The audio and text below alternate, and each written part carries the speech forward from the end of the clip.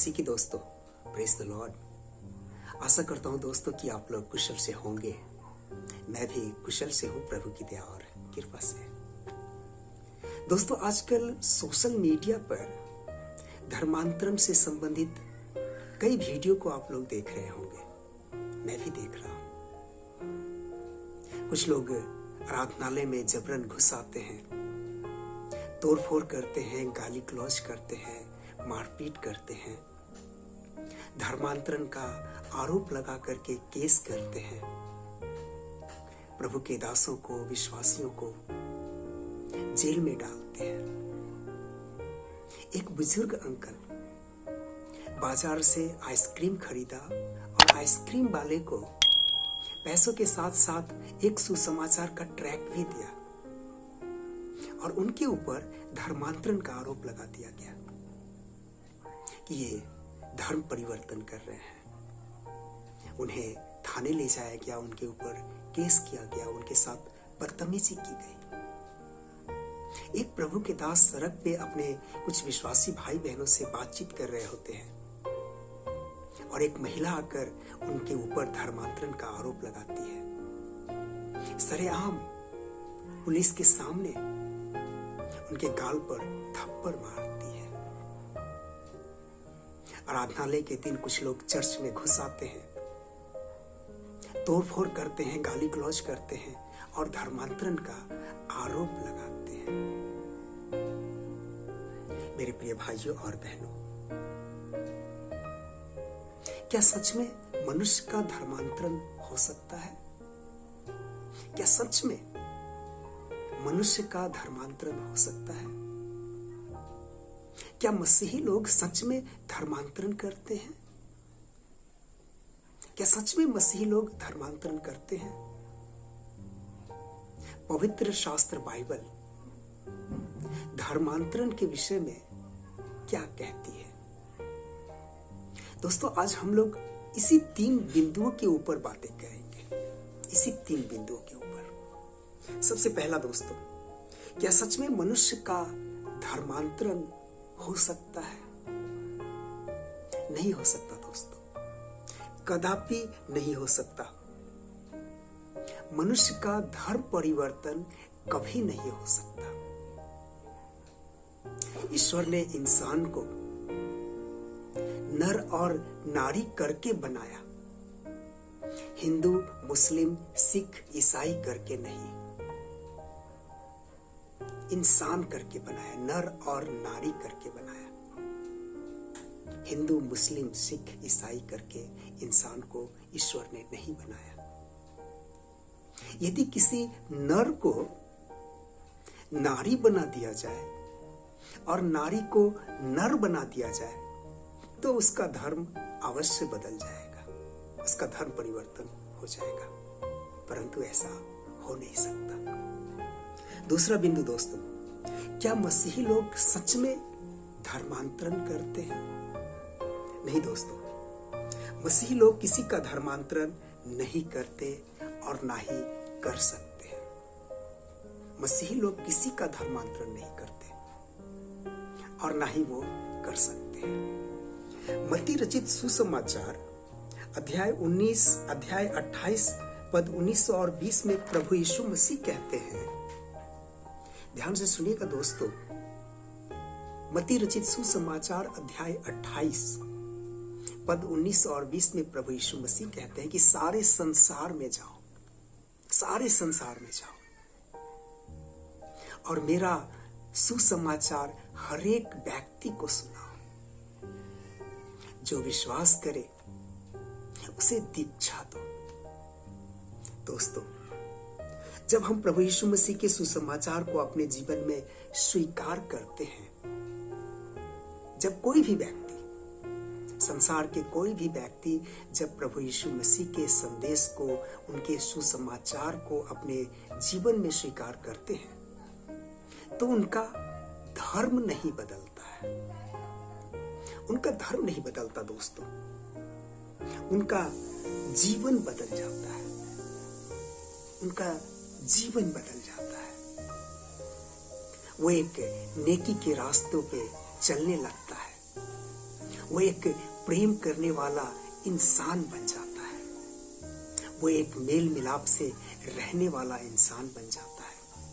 वो अपनी सारी बुराइयों को त्याग करके, छोड़ करके एक अच्छे इंसान का जीवन गुजारने लगता है। उनका धर्म नहीं बदलता, उनका जीवन बदल जाता है। दोस्तों, मान लीजिए कि एक बहुत ही बुरा लड़का, जो चोर भी है, बदमाश भी है, जो पियक्कर भी है, बुराई कूट कूट करके उसके जीवन में भरा हुआ है। मान लीजिए कि इस प्रकार का एक कोई लड़का है,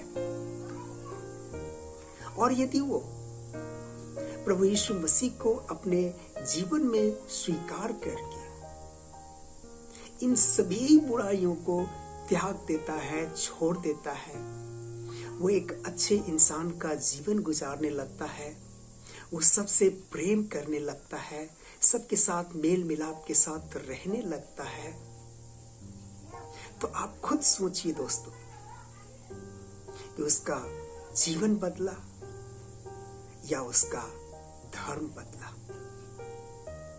मेरा जवाब तो यही है दोस्तों कि उसका जीवन बदला, धर्म नहीं। तीसरा बिंदु दोस्तों, पवित्र शास्त्र बाइबल धर्मांतरण के विषय में क्या कहती है? दोस्तों, पवित्र शास्त्र बाइबल धर्मांतरण के विषय में क्या कहती है? प्रियो, यदि पवित्र शास्त्र बाइबल मानवीय बुद्धि से रचा गया एक पुस्तक होता, तो निश्चित ही दोस्तों इसमें धर्म और धर्मांतरण से संबंधित बातें होता, निश्चय ही। पवित्र शास्त्र बाइबल यदि मानवीय बुद्धि से रचा गया एक पुस्तक होता, तो निश्चय ही दोस्तों इसमें धर्म और धर्मांतरण से संबंधित कई बातें होती, निश्चित ही होती, निश्चित ही दोस्तों। इसमें या किसी खास वर्ग के लोगों के लिए ही लिखा गया होता, या किसी खास वर्ग के लोगों के लिए ही लिखा गया होता। परंतु दोस्तों ऐसा नहीं है, ऐसा नहीं है। यूहन्ना रचित सुसमाचार अध्याय 3 पद 16 में हम इस प्रकार से पढ़ते हैं। पवित्र शास्त्र के यूहन्ना रचित सुसमाचार अध्याय 3 पद 16 में इस प्रकार से लिखा है, क्योंकि परमेश्वर ने जगत से ऐसा प्रेम किया कि उसने अपना एकलौता पुत्र दे दिया, ताकि जो कोई भी उस पर विश्वास करे वो नाश न हो वरन अनंत जीवन पाए। दोस्तों, यदि बाइबल किसी धर्म का धर्मशास्त्र होता, यदि बाइबल किसी धर्म का धर्मशास्त्र होता, तो ऐसा कभी भी लिखा नहीं जाता, ऐसा कभी भी लिखा नहीं जाता दोस्तों कि परमेश्वर ने संसार से ऐसा प्रेम किया। ऐसा कभी भी लिखा नहीं जाता। और जो कोई उस पर विश्वास करे, जो कोई अर्थात संसार के कोई भी लोग